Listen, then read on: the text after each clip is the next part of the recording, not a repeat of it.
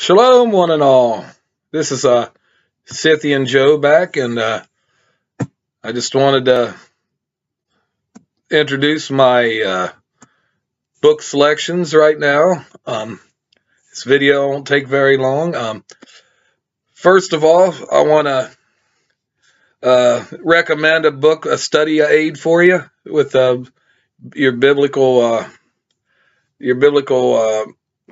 sleuthing, if you want to call it that. First book here is Thayer's Greek English Lection of the New Testament. This is a real good study aid. I really highly endorse you getting one of these. It helps you out with the Greek, not only the Greek language, the Greek word for the word in English. It gives you some kind of a definition of things and stuff like that. This was used. I only got this for probably $10 online several years ago. But it's a good study aid. It's a very good study aid, for the ones that want to dive deeper and, learning the scriptures and everything. And the big daddy of them all right here that I really, really recommend, if I could pick this thing up, is the new Strong's Concordance. This book here, oh, look at that. This is a big Mac. That's what it is.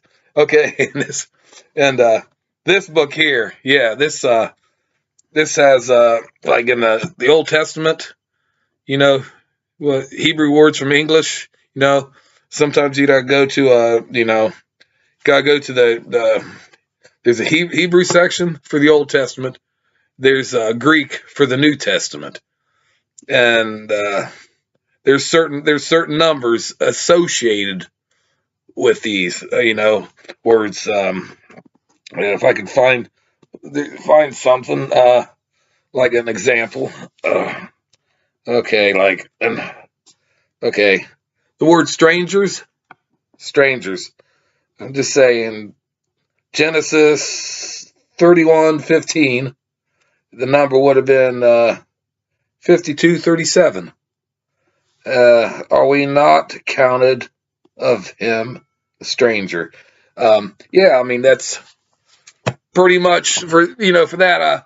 It's not hard to figure out. It's very, very helpful because from the English words, the translations of the English words into either, from the Greek or Hebrew, it's very different. Sometimes it's a complicated process.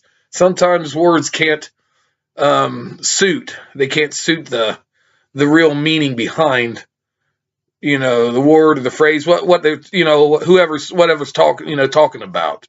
I'm trying to get an example like wine. Wine in the Bible, sometimes it'll mean fermented or unfermented. There ain't no definition between, there ain't no really word translation between the two. That's where people get caught up in that. They assume it's wine is alcohol, not like grape juice, and that's not the case. It's just translators, they do their best. They do their best to try to balance the meanings, and it's very hard. Some Hebrew words or even Greek words don't have an equivalent to the English, so they have to substitute a close word or something. But there's also been times in the past where some people, like translators, got in there and translated the wrong words to fit their own dogma, their church dogmas, and that's not right, because you're not supposed to add to any of the scriptures. You're not supposed to take away any word of scriptures. That is a no, and I'd say I would never recommend that, because you're getting big trouble over that with the maker, with Yahweh. But anyways, yeah, that's these are powerful tools. I mean, they help you out to understand scripture, meanings, things like that. But yeah, that's all I really wanted to say about all this. I'll have more to come whenever, but in the meantime, just, take my advice and get these and study them. Look, I mean, they're really fascinating, and they open your eyes to what Scripture really, really, really means.